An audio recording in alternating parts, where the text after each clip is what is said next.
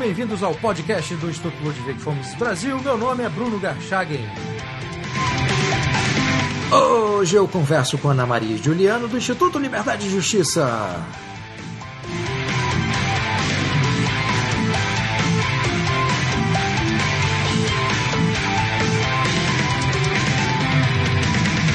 Sejam muito bem-vindos, Ana Maria e Juliano. Olá, Bruno. Obrigado.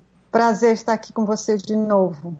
Bom, obrigado vocês terem aceitado o meu convite. O tema deste podcast, o tema desta conversa, é o livro que o Instituto Liberdade e Justiça, do qual vocês fazem parte, né, como coordenadora nacional, você, Ana Maria, e presidente, você, Juliano, o Instituto publicou recentemente, né, um livro Educar é Libertar, uma nova abordagem aos desafios da educação no Brasil. Então eu queria começar essa conversa perguntando para vocês o que esse livro traz de novo ao debate sobre o ensino no Brasil. Primeiramente, o título do livro, a gente fez um pouco uma pegadinha, esse libertar, porque o tema da libertação não tem nada de novo, já respondendo a sua pergunta, né, o que traz de novo. Isso de falar de libertação dentro do campo da educação não é novo, né? Nosso patrono da educação do Brasil, ele escreveu sobre uma suposta libertação através da pedagogia, do método dele, e a gente fez um pouco uma pegadinha, porque nós vamos no sentido exatamente oposto ao que Paulo Freire propôs com o método dele, né? Que é menos pedagógico, muito mais ideológico. Então, o que nós propomos, o que esse livro traz de novo, a gente acredita, para a educação, é um caminho que vai no sentido oposto ao do estatismo, de luta de classes. O que a gente quer é, de fato, que a educação liberte o indivíduo, né? Fora de coletividade de burgueses contra operários. Então, que o indivíduo seja livre para escolher a educação que lhe convém e que lhe serve, o indivíduo e sua família, claro. Então, eu acho que esse é um aspecto mais novo e mais importante que esse livro traz para a educação.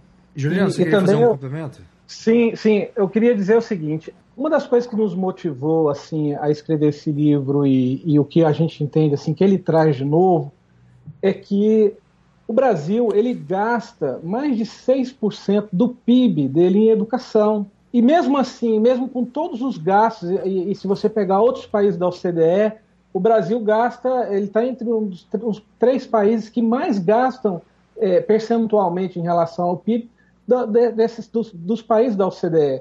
Então, o Brasil, ele não gasta pouco em educação, como alegam a maioria dos professores, a maioria das pessoas, elas fazem um diagnóstico, porque se investe muito pouco em educação, porque os professores não são valorizados. Então, cria-se algumas místicas do porquê o Brasil vai tão mal na educação, né, no PISA e em todos os indicadores que a gente tem visto. E a gente partiu dessa pergunta, se a gente está gastando tanto dinheiro na educação, se o valor que a gente gasta por mês em alunos para manter os alunos no ensino básico, no ensino médio, na universidade, é tão alto, por que está dando errado? E aí, essa é a primeira pergunta. A segunda pergunta é, o que o mercado pode oferecer como solução real? Então, a gente fez um negócio que até o próprio Hélio Beltrão, uma vez ele falou para mim sobre isso, ele falou assim, o liberalismo precisa sair da Torre de Marfim, né? Então a gente tem muitas teorias, a gente tem muitas ideias boas, mas como que isso funciona na prática, né? Então acho que uma das preocupações nossas com esse material foi justamente de trazer essas soluções práticas, trazer um debate com números e com propostas mais efetivas de como que o liberalismo, como que as nossas propostas e a proposta do mercado podem resolver, sim, o problema da educação, o que a gente clama, obviamente, por uma educação sem interferência estatal. Bom, quando vocês definiram a elaboração desse livro, Como é que foi esse processo? Quer dizer, a ideia inicial, como é que partiu? A Ana Maria ela tem mestrado em educação. E a gente tinha trabalhado num projeto sobre certificação educacional, enfim, havia sempre um questionamento nosso dentro do ILJ e nas nossas reuniões sobre o que a gente poderia fazer na área de educação, né? Porque já tem muitas pessoas escrevendo sobre outros assuntos, e na área de educação a gente queria trazer alguma coisa. A gente fez um primeiro livro, né? Um primeiro policy paper, e a gente falou, bom, vamos fazer outro, e agora vamos fazer na área de educação.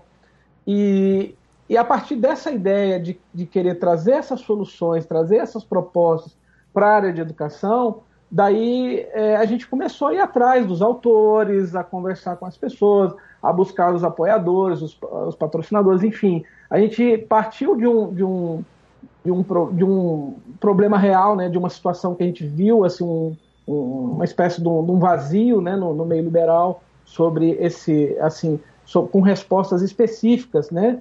Então a gente partiu desse vazio e resolvemos escrever esse livro num formato de um policy paper. Você queria falar alguma coisa, Ana? A gente acha que embora a educação seja um tema sempre presente, tanto no discurso dos políticos, como dos intelectuais, dos formadores de opinião, a gente vê muito poucas propostas concretas. E aí, como o Mioto falou, né, a gente queria fazer um policy paper, uma coisa que trouxesse sugestões concretas.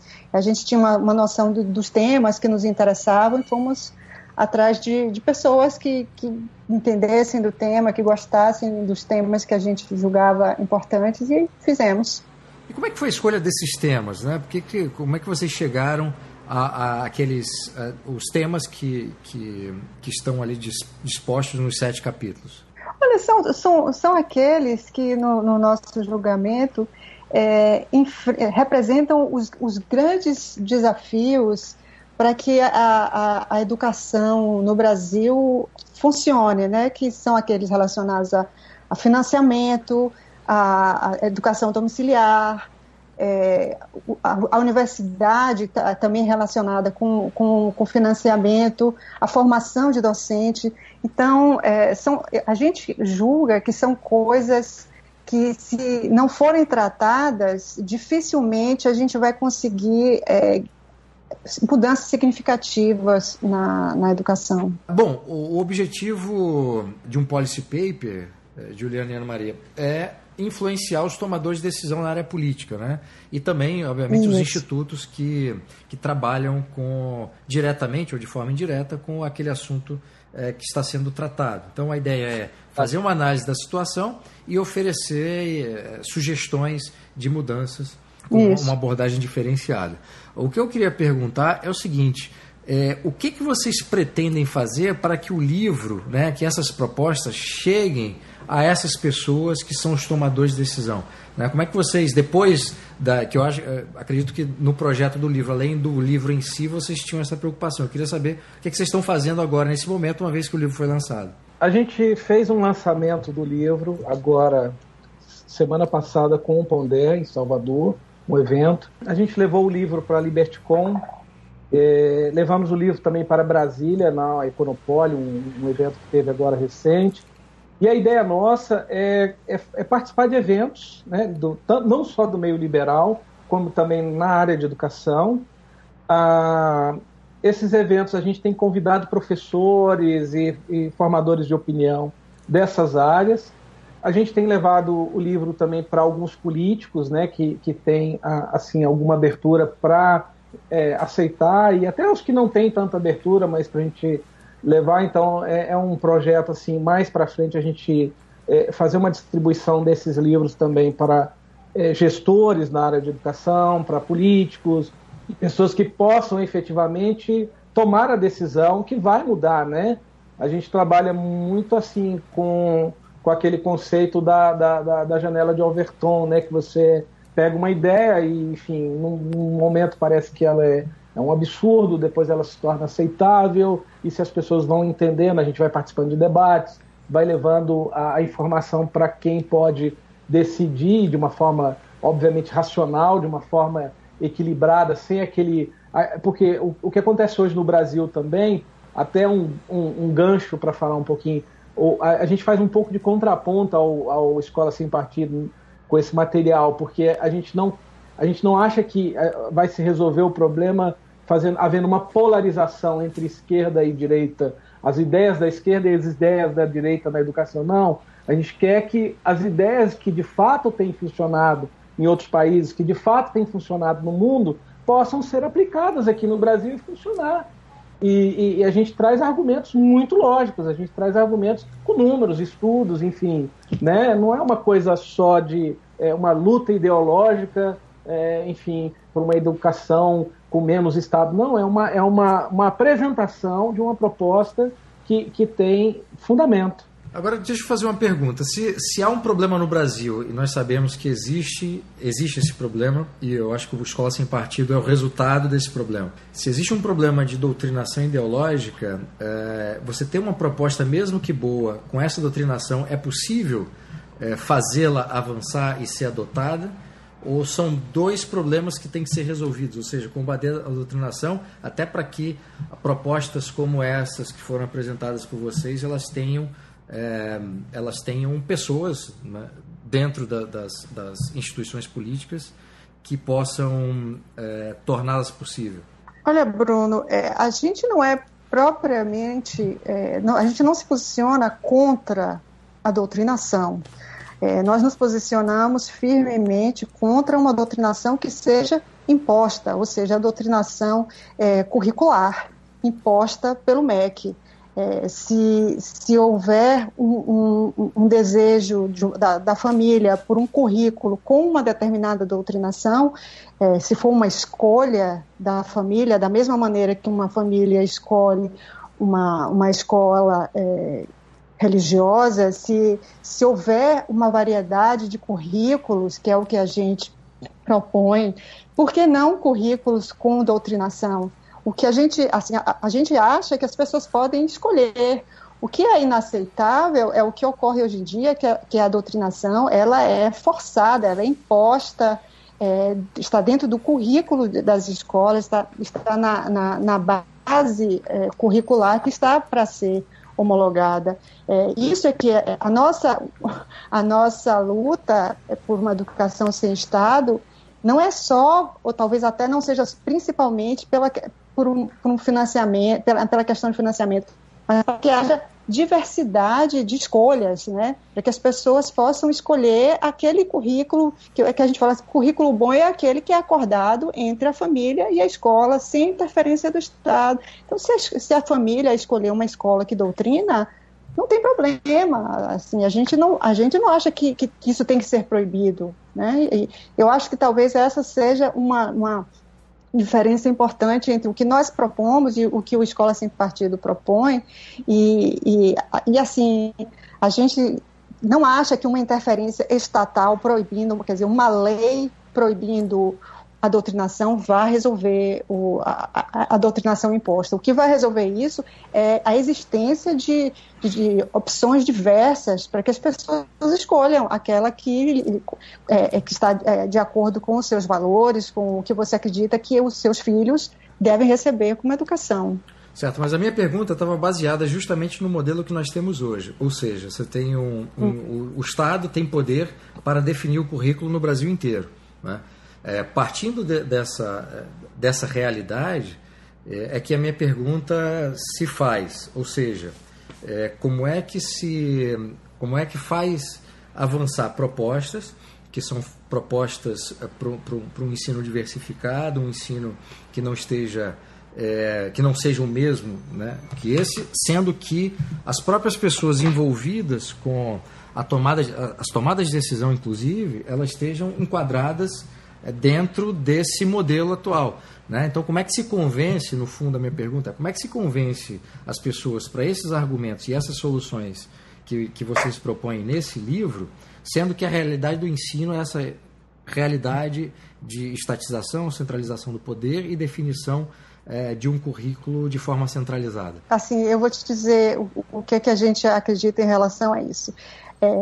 A gente acha que essa modificação, as pessoas vão ser obrigadas a mudar a maneira de oferecer o currículo a partir de pressão. Elas precisam ser, os tomadores de decisão, eles não precisam ser apenas informados, eles precisam ser pressionados para que mudem, né? Então, é por isso que eu acho que o financiamento público para escolas privadas, ou através de vouchers, ou através de poupança, ou através de crédito fiscal, é importante para que a gente consiga formar uma massa de clientes, de pessoas que busquem isso e que pressionem por mudanças. Enquanto apenas as escolas particulares servirem apenas são 20% dos alunos da educação básica, apenas 20% são servidos por escolas particulares. 80% das pessoas não veem nenhuma razão para pressionar, elas não estão envolvidas no processo. No momento que essas famílias tiverem com um voucher na mão e houver uma pressão para que mais escolas particulares sejam abertas, a pressão por diversidade, a pressão em cima dos políticos vai ser muito grande. Então, embora o voucher seja o Estado que ainda está pagando, mas é uma questão estratégica. A gente precisa formar um número de pessoas suficiente que saibam que podem ser servidas por escolas particulares para que essas pessoas pressionem por mudanças. Essa mudança não vai vir dos tomadores de decisão por iniciativa deles, não virá. Eles vão ter que ser obrigados para agradar os seus eleitores, enfim, a mudar. Então, menos regulamentação para abrir escola e mais pessoas buscando medidas nas suas demandas. É isso que vai fazer as pessoas que tomam decisões tomar as decisões que a gente quer. Então esse trabalho de vocês tem que chegar primeiro a essas pessoas e só depois aos políticos, né? Porque se a situação... De preferência ao mesmo tempo. Assim, os que tomam decisão precisam saber que nós estamos oferecendo alternativas plausíveis, factíveis. Agora, isso só vai acontecer, daí assim, um dos nossos motivos de fazer o livro, de sair da rede social apenas, é que as pessoas, elas precisam saber que isso é possível. Então, quando nós conseguirmos chegar nessas pessoas, para que elas se sintam motivadas a pressionar, aí sim a gente vai conseguir trazer mudanças mais efetivas. Eu quero só acrescentar o seguinte, Bruno. Já existe um clamor da sociedade por mudança. Esse clamor já existe. Ele está sendo canalizado por vários movimentos, não só o liberal, não só o conservador. Existem vários movimentos já tentando canalizar essa indignação, essa insatisfação geral das pessoas em relação aos modelos que são hoje adotados no Brasil, tanto para a educação quanto para a saúde, em todas as áreas. Então, o que a gente vê como... Por que a gente criou um movimento Educação Sem Estado?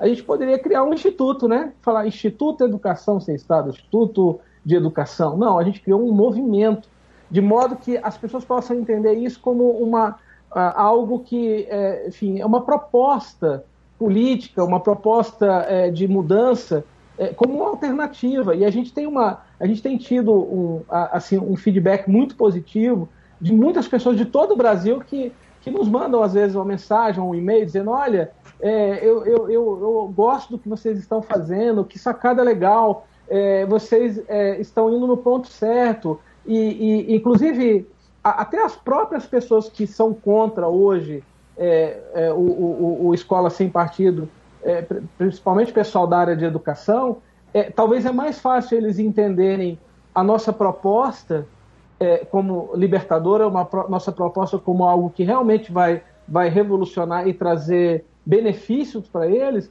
do que uma proposta de criar uma lei que vai proibir as pessoas de doutrinar. A gente entende que o diagnóstico do Escola Sem Partido ele é muito importante, ele é correto, existe sim a doutrinação, é um problema real, existe essa angústia de resolver o problema real de forma buscando uma lei ou um atalho ou uma revolução, enfim, mas a gente entende que não é assim que vai resolver. Essa lei, ela, ao mesmo tempo que ela pode ser boa para evitar a doutrinação, enfim, de alguma forma, mas ela pode criar alguns que a gente chama algumas armadilhas para o futuro, que inclusive podem prejudicar as próprias pessoas que são ligadas à escola sem partido e aos movimentos conservadores, aos movimentos liberais.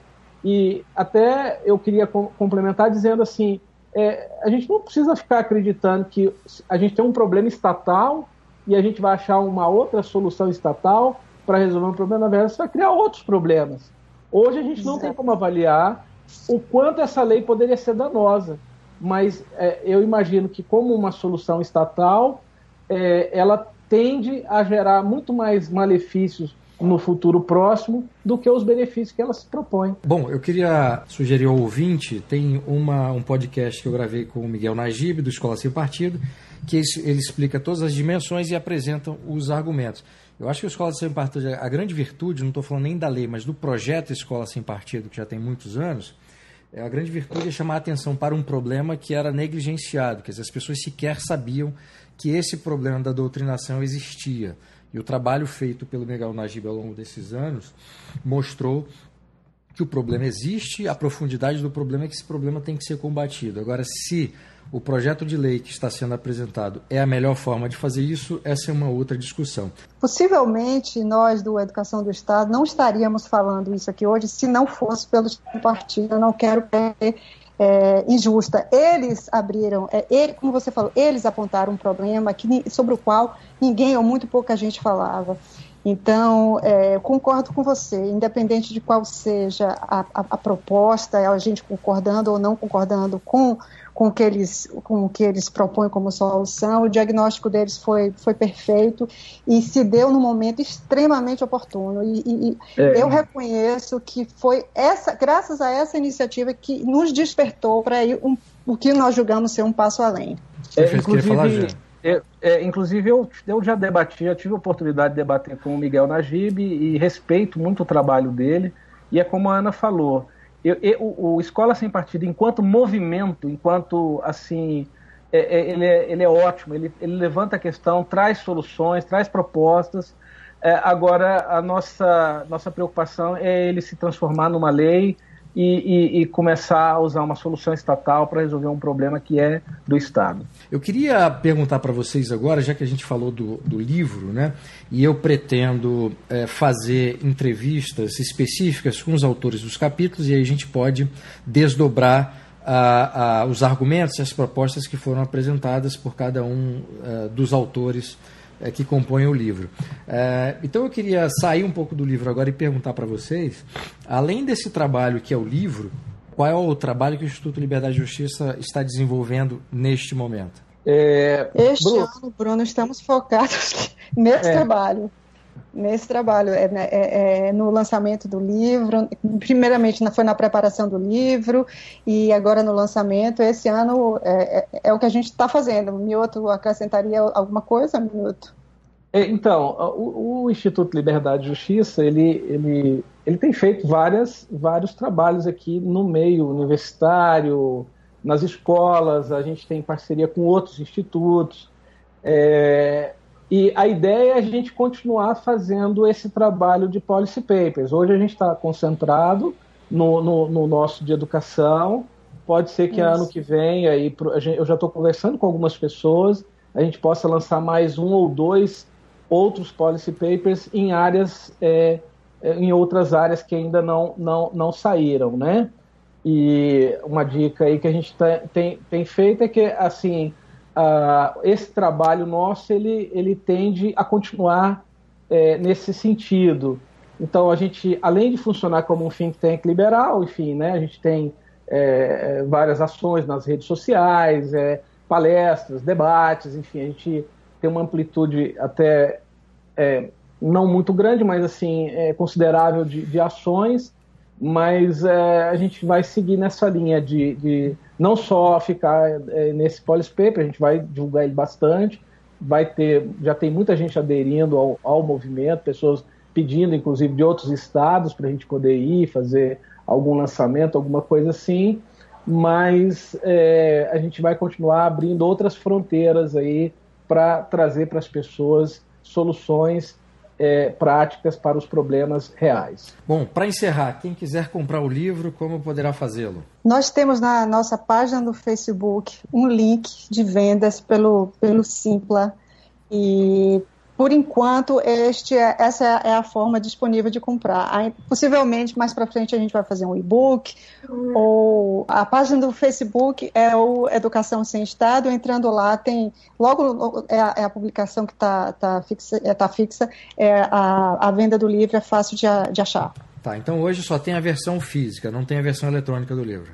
Ainda não. Ana Maria e Juliano, muitíssimo obrigado pela entrevista. Parabéns por esse trabalho. O Movimento das Ideias de Liberdade do Brasil já carecia, né, de institutos que começassem a fazer esse trabalho de policy paper. Né? O movimento todo passou por um processo, primeiro, de produção de ideias, de debate de ideias, e eu acho que vocês entram oferecendo esse novo produto ou serviço, digamos assim, que é importantíssimo, porque para várias áreas muita gente ainda carece de informação, de argumentos e de exemplos concretos daquilo que funcionou e daquilo que não funcionou, para que a gente possa avançar no debate e efetivamente produzir mudanças para melhor. Então, muito obrigado, parabéns pelo trabalho. Obrigado, Bruno. Obrigada pela oportunidade. Muito obrigado. Foi um prazer. Obrigado.